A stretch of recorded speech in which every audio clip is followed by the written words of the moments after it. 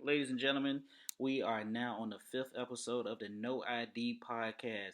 We have a special guest here at the No ID podcast. We have a comedian, writer, director, all around Renaissance man in the entertainment industry, Lionel Harris. What's Lionel, up? What's up, brother? How you doing? I'm doing well. How you feeling, man? I feel good, man. Thanks for having me on the No ID podcast, international, worldwide, Yeah, like the web. No ID podcast. Go ahead, brother. Go ahead.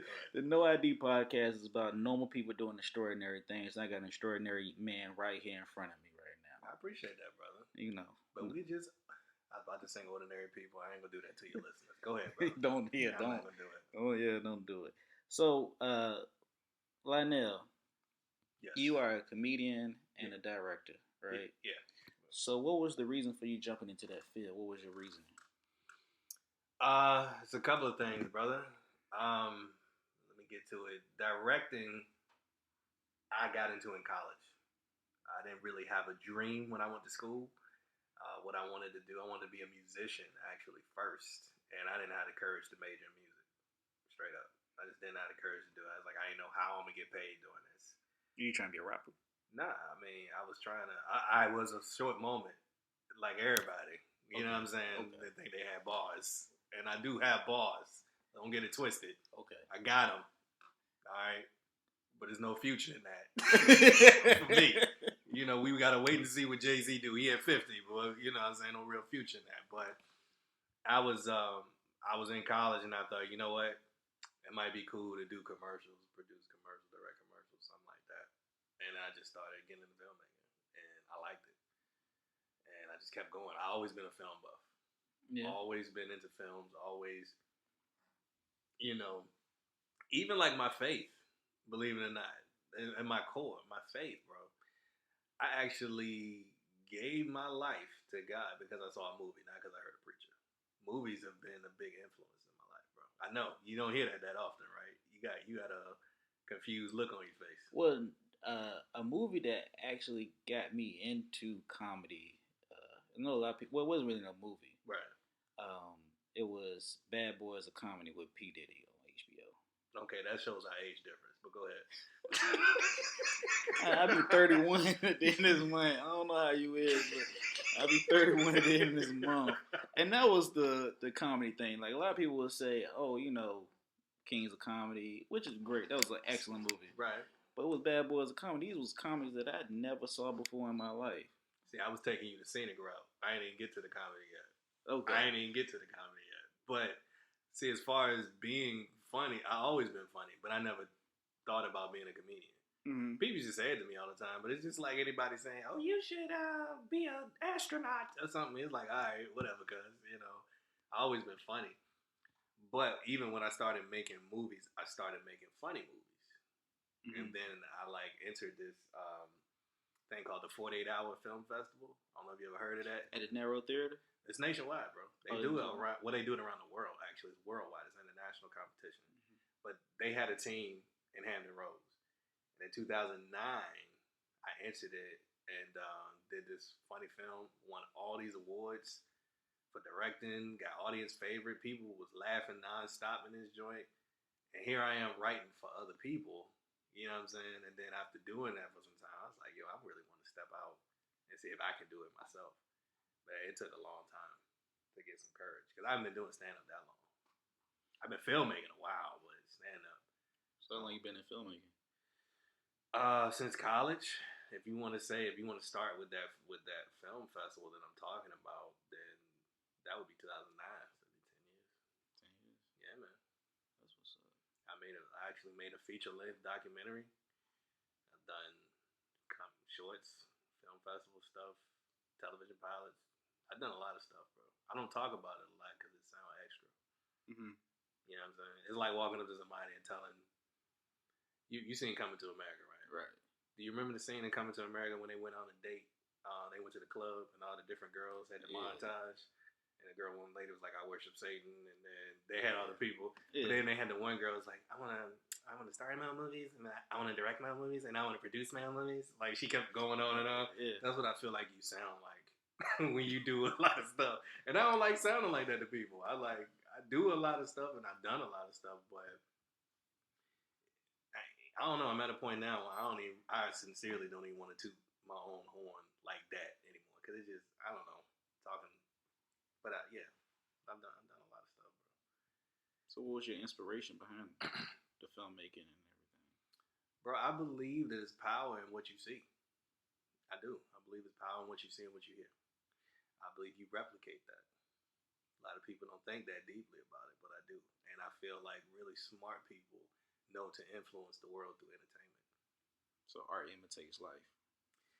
Bro, yes and no. I mean, it is a cyclical thing, but like even Adolf Hitler had this famous quote that said, "If I control the screens, I control the world." So he controls the media, controls the narrative. Yeah, if you can control what people see, bro, it's an interesting story behind it too. But I mean, people know it, and they'll always write it off like, "Oh, it's just entertainment."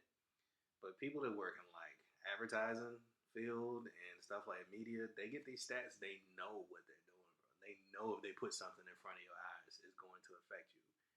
Like it's things called like the power of suggestion and all that show up in movies. It'll come up in like that Will Smith movie, I think, when he was like a grifter, a hustler, or whatever. They did the thing. Do you know what I'm talking about? It was like in the last few years. I can't remember what it was. It was like him. If you could tell me who else was in it, because I know I don't know the girls. The white he was in it was him and the white girl. Oh, I know what you're talking about. Where they was like pickpocketers or right. Yeah. And then they hustled this one dude through the power of suggestion, like because they kept showing him the number like throughout the day. Right, and he was at the football game. He did it. Right, and then he ended up gambling, and they knew what he was gonna do, but it was all a hustle because they kept showing it. They kept putting it in front of the dude's eyes. That's all advertisers do. That's all we do, bro. If you keep showing somebody something, eventually you'll think you're making that choice. But if we keep seeing the same thing over and over again, it's deep.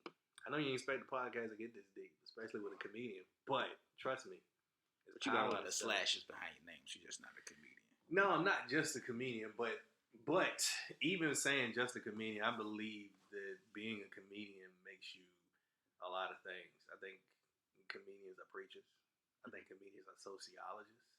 I think comedians are therapists. Yeah. I think they're all those things. It just depends on the brand of person you're dealing with. Everybody isn't. Some people really are shallow with their material, what they do and their stuff. But some people got real depth to them. And it's a method behind their madness. It's true. I remember you told me, I think it was at an open mic at the bank.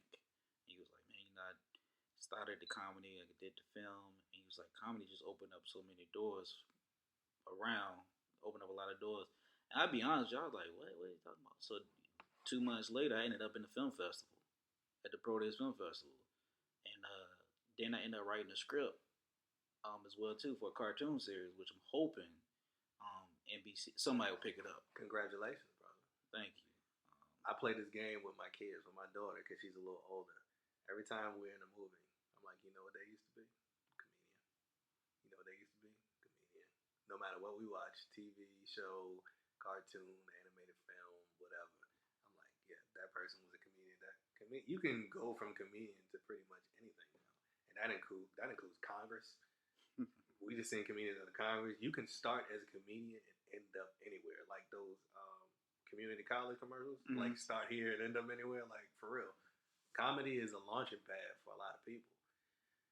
Ironically, though, I don't care if it does that. I really like doing stand-up, bro. I genuinely like stand-up. I'm not doing stand-up to get a movie role. Okay. So what is your ultimate message for those that's trying to go off into the industry of being a comedian or a filmmaker? What's like your message that you have for them? I think if somebody first starting, mm-hmm. I think, there's a couple of things. I would say as far as, like, most people just want to know how to be funny.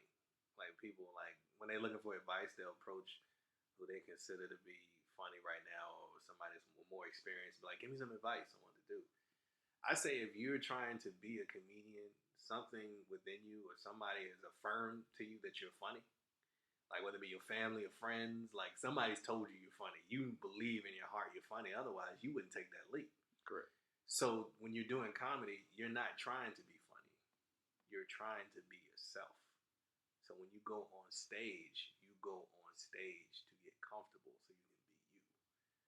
That's what I think a lot of people will abbreviate as find your voice and all that. But I spent the first year trying not to be scared. And once you ain't scared, you're dangerous. Facts. Yeah, because I haven't hit my first year yet, and it is nerves. Yeah. It's bad, and it's like I still get nervous, but it's different though, bro. It's different. It's a different thing. Your fear can motivate you, can charge you, or it can hem you up. It can hold you back. And it's a lot of overthinking. I don't know if you had that moment when you get up there, you just overthink. Yeah, yeah. You'll talk yourself out of it. You talk yourself out of it. You look at the crowd. They don't want to hear these kind of jokes. I need to do. Oh, it's all white people. Oh, it's all black people. Oh, it's all. Then you'll start talking yourself out of it. But you know what I find, bro? Honestly, man, we do this as comedians, like because we'll have experiences where we'll see the crowd really does matter, but at the same time, confidence is like 90% in the game. I see people kill with terrible jokes because they got swag, and I see people bomb who are pretty good writers because they ain't got no confidence. Yeah. Confidence is king, bro. So if you got the marriage of the confidence and you actually a good writer, you a beast. Facts. You a beast. You on your way. So what's the legacy that you want to leave behind? Legacy for my life. If I use the first thing you say legacy, I'm thinking my kids. Okay. I'm thinking my kids. If you're talking about comedy wise, it's different. What are you asking? I'm gonna ask both. We're gonna get a little deep on both. So, all right, kid wise, man. It's a scripture in the Bible that says a good man leaves an inheritance for his children's children. So when I leave this earth, I want to leave something for my grandkids and my kids. I want them to know who I am. I don't want them to resent comedy because it took me away from them or something like that. I want to have that balance of the relationship and all of that. Being a good dad is more important to me than doing this. If you ask me, yo, you can get signed right now, $1 million holding deal, whatever, whoever, and your kids won't love you no more, or something like that, I'm not picking the deal. And I know that. I've lived enough life to already know. I've been in a position where my career was the most important thing in my life. And that leads to heartbreak, depression, and some more stuff, brother. You got to know who you are and what you want going into this game. And you need something to ground you. You need that third prong on the plug. You need that grounding plug. So if entertainment is everything, then your happiness is going to rise and fall on the successes of the industry. So how is that going to happen when it's full of rejection? This whole thing is rejection. Is how much can you outlast the rejection? Because you can get no's upon no's upon no's, but you get that one yes, and that's when you take off. But if your happiness is rising and falling on them no's, bro, you gonna need some therapy and some medication and some Jesus and a whole bunch of stuff. So nah, man, I know what I want. I definitely want to be great at what I do. I don't want to be good. I want to be great. But it's more important to me that my wife and my children actually like me, like love me. You know what I'm saying? Like for real, that I have a real bond with them. Because I know what that feels like. I've experienced that. My childhood wasn't pretty. I didn't have a great one, and history is not repeating itself. We broke that chain. I respect that. Yeah, man. So, what do you want? You want to know career wise? Yeah. Career wise, bro, I would love to get to a point where I can tour nationally. And I would love, as far as like outside of stand up itself, film, I think I'm only interested in doing bit parts. I don't think I want to be a leading man. Believe it or not, everybody want to be a leading man. When I hear leading man, it's the same thing I hear when I hear billionaire. I hear responsibility. Like, you know what I'm saying? If I hit millionaire, I might be able to go and ball out. But if I hit billionaire, then I feel like God is gonna tell me like, yo, you gotta go vaccinate some countries like Bill Gates. Like I don't want to. That's work, bro.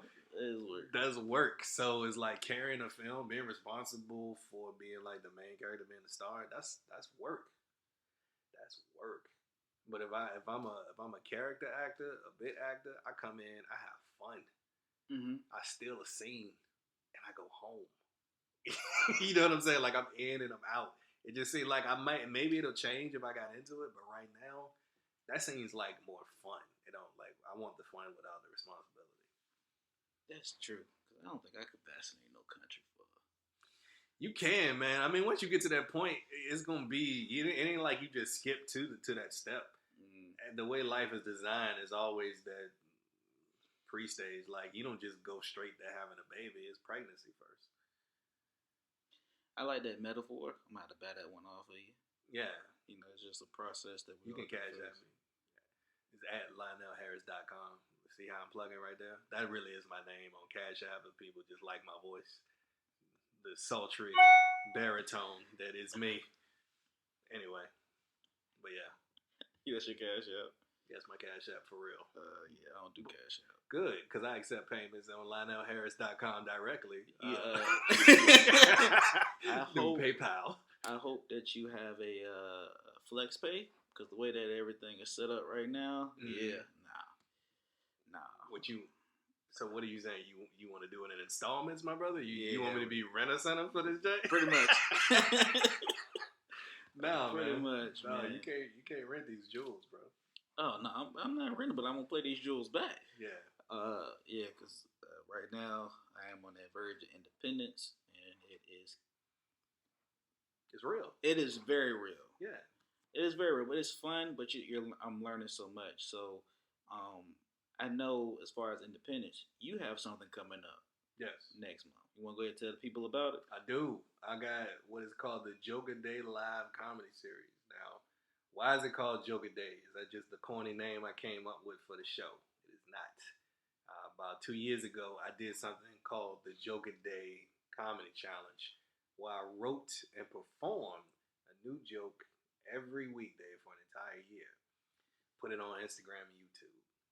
And I completed that challenge. And out of that, a lot of people showed me respect and love. A lot of it's secret respect and love. What I find comedians will do is they'll watch you, they'll love you, and will never tell you. They won't tell you until you cross paths with them. I got booked for shows, and brothers are like, "Hey, yo, when you was doing that Joker Day, John Dog, it was real inspiring. You inspired me, bro. Why you ain't say that on the comments, man? No, I couldn't do that.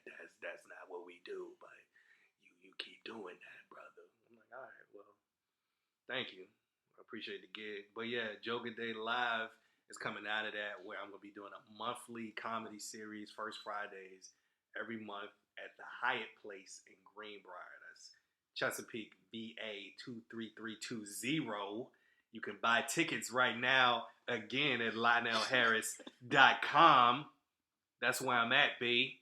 That's where I'm at. Look, as soon as you go to the page, it'll be like, get your tickets. Click there and then get some, shorty, because it's going to be a good time. I got some killers lined up for you, some dope comedians. It's going to be fun. I got food and drink specials, so I'm going to please the Hyatt people. So they good. You know what I mean? I'm in charge of the door, so it's all good. Man. You in charge of the door? I don't mean literally. I actually have Virginia Beach Police that I'm going to be in charge of the door. Hey, bro, I'm going to be official. I'm going to have off-duty police at the door. Thank you for that. Yeah. Yeah. I don't know. I went to open mic. They started swinging on each other up there. Like, good God. Yeah, man. I mean, I've done shows where there ain't no security. And, you get into it with somebody on stage. Like last night, I did this mic. And the people, it was... First of all, I'm African-American, if you could not tell from my sultry voice. I am Black Miss Maximus. And the room that I was in was all-white room. And there was a drunk lady in the crowd talking about soul food for some reason. And I know, the whole concept is racist right now. But she talking about soul food. And then she was like, yeah, yams. And then she was like crackling bread. And I was like, are you trying to get me to say cracker in front of a room full of white people? Sure? Like, I'm not. I see all them Harleys parked outside, Hell's Angels jackets. No, I ain't fitting to say cracker. You ain't gonna catch me slipping, lady. But in those situations, you be like, man, I wish this place had security. And I got them right there at Joker Day Live, LionelHarris.com. I'm gonna keep promoting, brother. Keep promoting. Oh man, it was. I think I did one in Williamsburg, and it was retired. It was like veterans and everything up there. So of course you got to stay away from politics. Can't make any military jokes or whatever the case. Can't. Well, we could cuss. We couldn't say the F, the C, or the N word, which is what I was trained not to say anyway. Yeah. So I mean, I get up there and I'm like the second one to perform. First guy goes up there. I don't know what he talked about, but they just wasn't responding. Mm-hmm. So I go up there second. I'm up there performing. I'm like, oh man, like what can I go to? Instantly had to go into family jokes. Family jokes, and did it connect? It connected. Cause I know it's just like any place. Sometimes you do have bad shows where you can't really read the crowd, or you have to learn to read your audience. And I'm learning that as I go. I've only been doing this since March of last year, so it's a learning process. So I'm still wet behind the ears, and learning. Like I'll be honest with you. Sometimes I'll go to like an open mic and I want to put my name on the list or nothing because I want to see how the other comedians do it. They've been doing it for a while. So I want to see. Why don't you put your name on the list and then just tell them, move you further down or something if you ain't ready to go. Still put your name down. Yeah. Unless you just super patient dude. I am a super patient dude. Well, do what you do, homie. Patience is a virtue. It is, but sometimes they cap the list, so you still want to put your name down. Right. My point. But here's a pro tip. What's up? Work your crowd work muscle. If they don't respond to material, everybody responds to interaction directly with the crowd. Work that muscle. Work the crowd. That's my go-to, bro. I mean, with certain you got to read a crowd too. I mean, sometimes that can go wrong because you interact with the wrong audience member, then you lose control of the situation. But last night, that's why I was talking to Crackling Bread because they weren't responding to the material. So it was like, all right, well, what y'all doing? I'm here. I'm still gonna do some more time.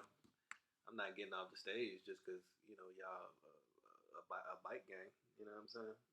A bike gang. Yeah, a motorcycle gang. I'm not. I'm from the mean streets of Richmond. I ain't scared of no biker gang. BMXs, but Harley's a little different, but you know what I'm saying. I'm from Norfolk. So. Yeah, and that depends. That can mean anything. Wellington Oaks, Northview. So yeah, it was a little rough. A little rough? Not a little. It was rough. Let's put it like that. But it is what it is. Norfolk should have a worse reputation than it does. I don't understand why Portsmouth get all the heat. Norfolk block be hot too. I don't know why everybody's like Portsmouth should be for blacks. Well, they say Newport News too. Yeah, they say Newport News, but everybody say Portsmouth. Well, it's he who controls. I don't want to sound. Well, let me go ahead and spit some real right now because he who controls the media controls the narrative, right?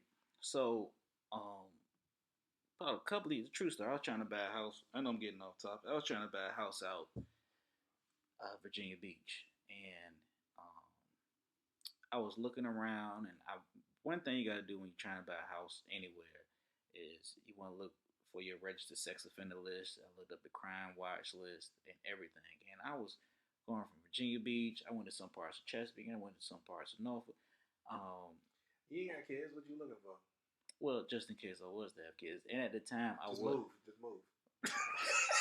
That's 30 years. I can't move. It ain't just 30 years, man. You sell the house and flip your equity into a new house. But at the same time, I was talking to a girl that had a little daughter and stuff like that. So, word. No, that makes sense. Okay. Yeah, so I was See, I'm making you get real personal. Yeah, you making me get real personal. Do she listen to the podcast? So we stopped talking. All right. Do you miss her? Hey, you made this mixtape for you, sure? Yeah, no, man. He like, that's the end of my show, folks. I'm about to put on that Carl Thomas, right? Emotional. No, man, this is people. But people. Snap. This voice got high. Oh, it did. I flustered the host. You did fluster. Yo, we started talking. She got stationed over Hawaii. Oh, snap. So when you alone in your room, sometimes I stare at the wall. There it is. Yeah. But it was like, the media controls everything. So I think they put Aloha, shorty. Aloha. I'm dropping my phone. Yo, no, man. We was looking at houses and stuff. We looked at all that crime scene and stuff like that. It's not a lot of places you can move now where you're not gonna have criminals. Exactly. And that was like I said, little girl. She was 6 years old at the time, so I didn't want to put her in that situation, and and have to face all that. Cause I mean, people that can't see me, I'm 5'4", I'm 142 pounds. Ain't no fighting this dog over here. You know what I mean? So the people that give the Norfolk does have a bad reputation, but really, to be honest with you, it's mostly the suburban areas that have the highest crime rates. They're just not reported onto the news. The news, like we was talking earlier, the news outlet controls a lot of the stuff. So what you see, what you hear. So, bro, I seen people get killed and never get reported, man. In Norfolk, I will say where, but I ain't trying to start no drama. Nah, we ain't gonna start no drama. We ain't gonna start. Shout out to Mary J. Blige, no more drama. So, that's we leaving it behind. We're gonna leave that behind. All right. But we're gonna go ahead and get off of that subject.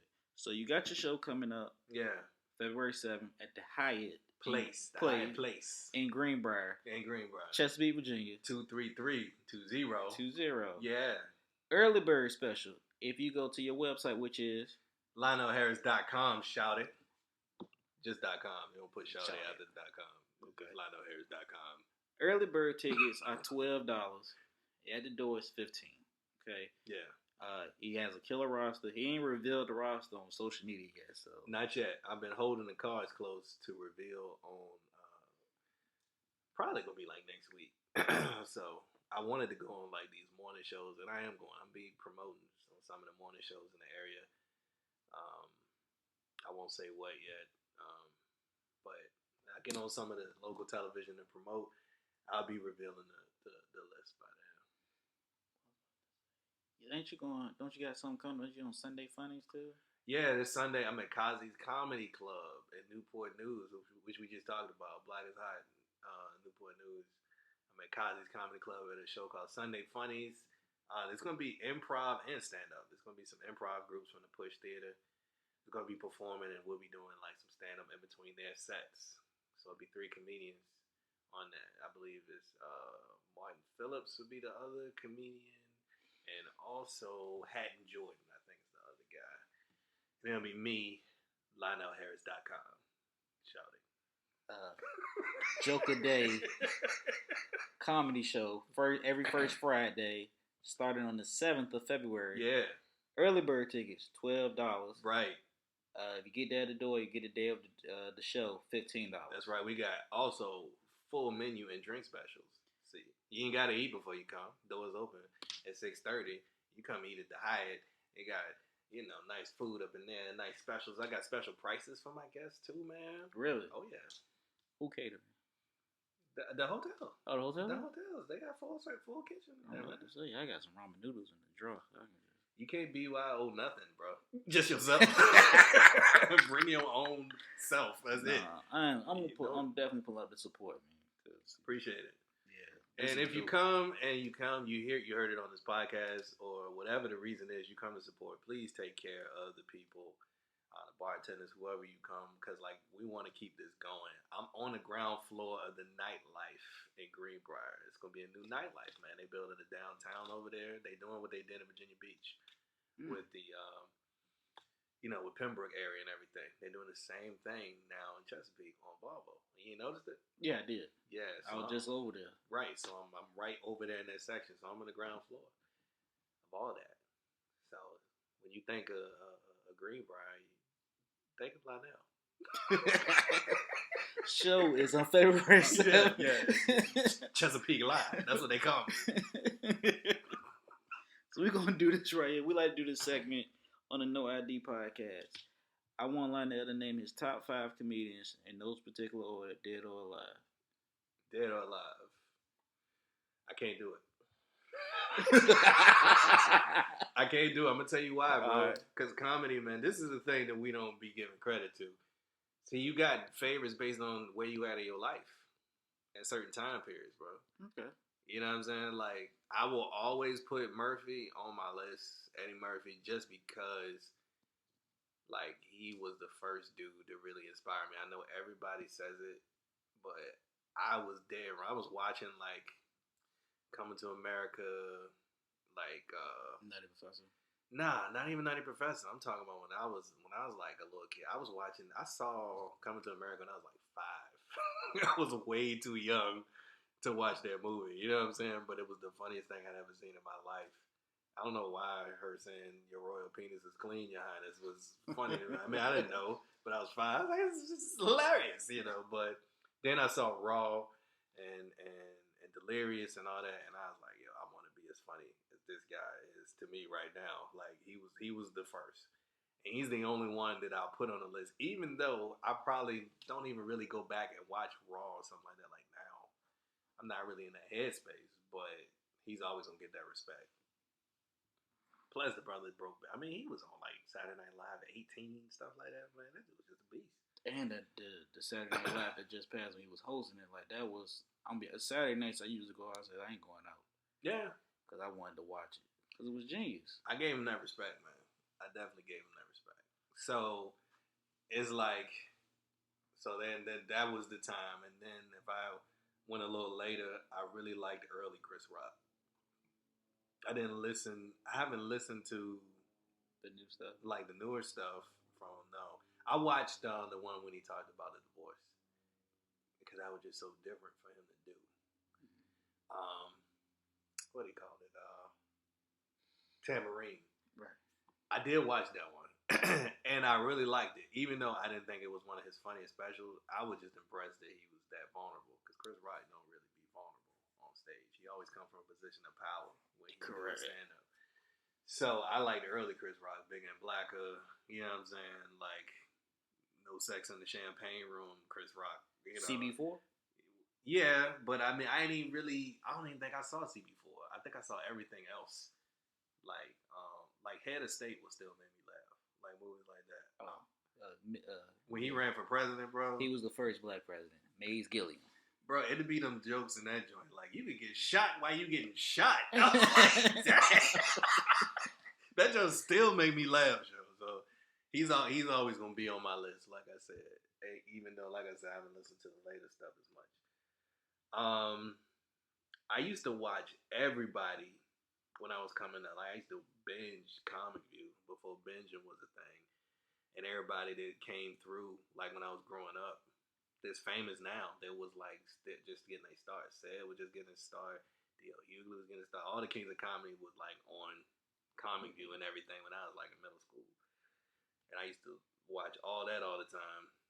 Present day, I'm low key. The last special that I saw that I really liked, I'm not gonna put him as my all time. I'm just being where I am right now. But was that Ray Romano joke? I bet you ain't expect him to say that, did you? I probably did because mine's a Seinfeld. Which one? Seinfeld. When I saw Seinfeld show, the Seinfeld show, I'm addicted to all 9 seasons. I have them on DVD, Blu-ray. His stand-up specials, I don't have any of his stand-up specials. It's kind of hard to find his stand-up specials, so I got to find a little YouTube clips and watch them like that. So right. Seinfeld is number 1 on my list. Second, some people may know, some people may not know, was Tony Woods. Yeah, he was on that. I mean, Chappelle gave him the props at the awards, when he just got the prize. Yeah, and him, Earthquake, Damon Wayans, who's gonna be here this weekend. Correct, and he just got another show added on at 9:30. Yeah, I saw that. Actually, I want to go. I don't never get excited, really, but I'm excited because his stand up is dope. Damon Wayans is dope. So. And Robin Harris. Yeah, man. A lot of people slept on Robin, man, but I think Robin time got cut short.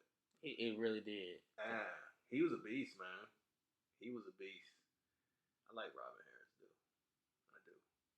Now, I'm gonna be honest with you. Locally, it was one guy that really inspired me to get into comedy because I saw him on Martin Lawrence's First Amendment stand-up, and he was up there with Dick Gregory.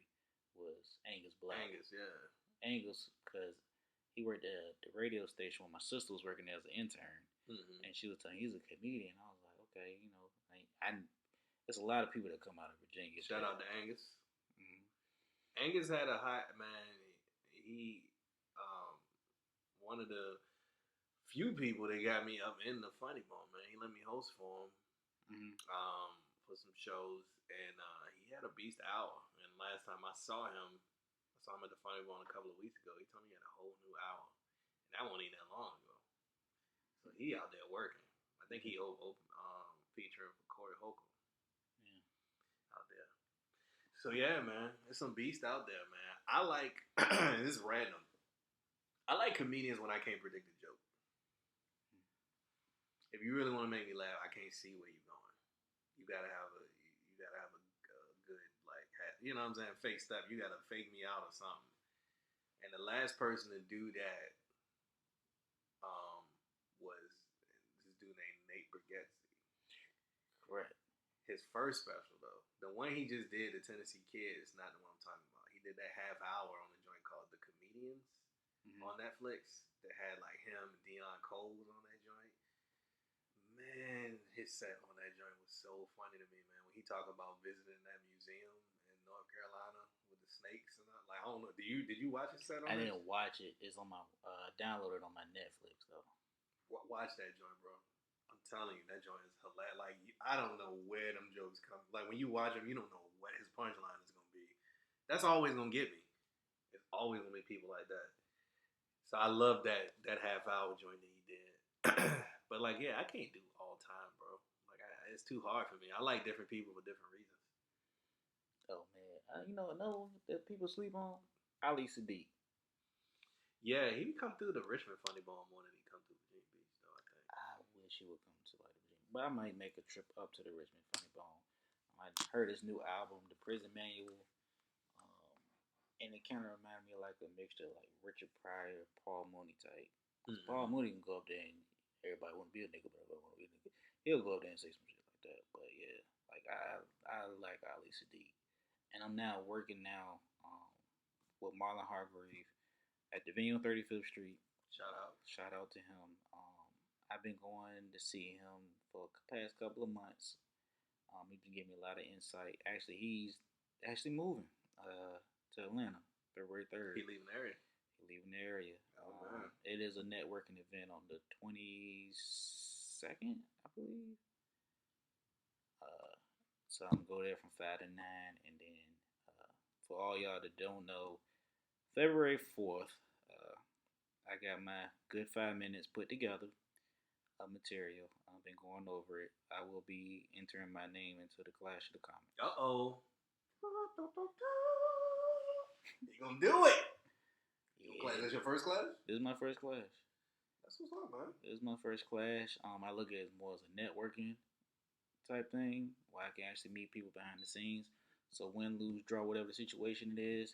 This has to be my 4th time on the Funny Bone stage, actually. So, yeah, I'll be doing the clash, and we'll see from there. Tickets are free. First 100 people there. Yeah, but what they need to do, though, is get tickets off of Lionel Harris.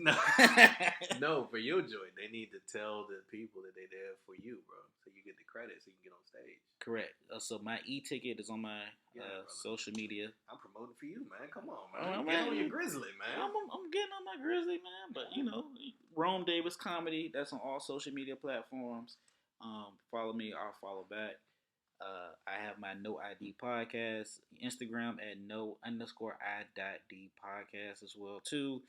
You can send me an email, reach out to me. Like I said, I'm interviewing anybody, any normal person doing extraordinary things, such as this man right here in front of me, and myself, of course, because I'm Mr. Extraordinary. So you interview yourself? I will.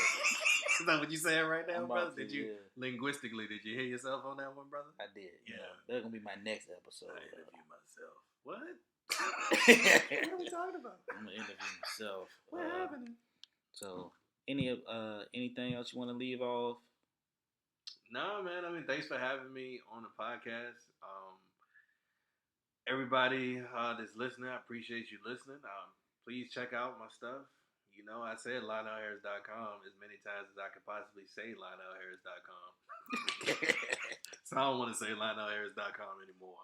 I feel like I said LionelHarris.com. Well, what about your social media? You want to plug that in? My social media is links to it from LionelHarris.com. But if you really want to know, it's my name, Lionel. That's LIONELENT, short for entertainment. Lionel Entertainment. So you might see my face. You might see a little lion logo. Be one of the two. That's my brand. Right. Threw you up with the lion? You kind of did. It's my name, man. Lionel, man.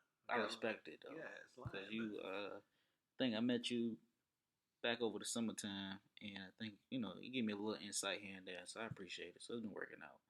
And you just gave me a lot of insight on this podcast, so I'm definitely playing it back studying. Notice how he downplayed the insight, though. He called it lol. Anytime somebody say something you got is lol, that's like what they call a backhanded compliment right there. Well, hold on. Your little insight. They say Lil Wayne, but you see how big he is. They say Lil everybody that's a rapper, bro. That don't mean nothing right now. Lil, that ain't nothing. But we talking about describing a trait somebody's having. You put that Lil adjective on the front of it. Come on, brother. Don't look at me like that, man. He gave me a lot of insight. Not a little. A lot of insight. It didn't have to be a light. No, you did. It's just insight. Don't put an adjective in front of it. Okay. He gave me some insight. Okay. Some insight and some advice, and a lot on this podcast I'm going to actually take back. So, once again, February 4th, I'll be at the Virginia Beach Funny Bone. Show starts at 7:30. Get there early. My ticket is an e-ticket. You got to get there before 7, bro. Yeah, you do got to do that. Don't even tell people that. You can't even tell people. Tell people you got to lie. I'm sorry, people. Lie to people. Tell them the show start at 6:45. Because you need them to be there before 7 or you won't get credit on your ticket. See, look, guys. The way the Funny Bone Clash of the Comic works is that people have to show up for Rome. If you're here to support Rome, you got to get there before 7. You got to go to the box office and say, I'm here to support Rome Davis. You might have a ticket with his name on it. That's more or less irrelevant. As long as you tell them Rome Davis, you straight. He'll get credit for it. That will help him get onto the stage. Because what you don't see is about 15 to 20 comics behind the scenes sweating, hoping that enough people came for them trying to get on stage. Okay? And I've been in that situation. And I've gotten on most of the time. But 2 times, I ain't have enough people. And let me tell you, it's not a good feeling, bro. My mother is actually doing the Clash of the Comics too. You competing against your mama? What kind of family is that? What y'all doing, man? Man, look. You too old to emancipate yourself. What, you want a divorce from your mama? Deborah Davis, okay, she's gonna be there too. So it's something that we wanted to do for a while. We was actually gonna take comedy class with each other, but she wanted me to get my shine first, and she took the class after me. So she's been riding with me, so she's actually gonna be there too as well. So. Same thing, Deborah Davis, Rome Davis. Don't forget, too, after you go to the Funny Bone on the 4th, make sure you go to the Greenbrier Hyatt Place. Yeah. Chesapeake, Virginia, 23320. That's right, food and drink specials. LionelHarris.com. Yeah. We signing off. This is the No ID Podcast. Lionel, I appreciate you coming up here. You're probably my biggest guest I've had up here. Not probably, you are, actually. I mean, I've been losing weight, so I mean, what are we saying right now? I'm talking about biggest as far as classes. Bro, I'm intermittent fasting. What are you saying, brother? I'm not saying like weight. I'm talking about name wise. All right, I'm talking name wise. You're the largest person I ever had on this podcast, man. You ever thought about drinking some smoothies or something? Well, yeah, everybody's on this keto diet. Yeah, everybody doing keto. All right, but we signing off, man. It's the No ID Podcast. Y'all have a good night. I always say, stay black, fight the power. That's what I always say. It's not.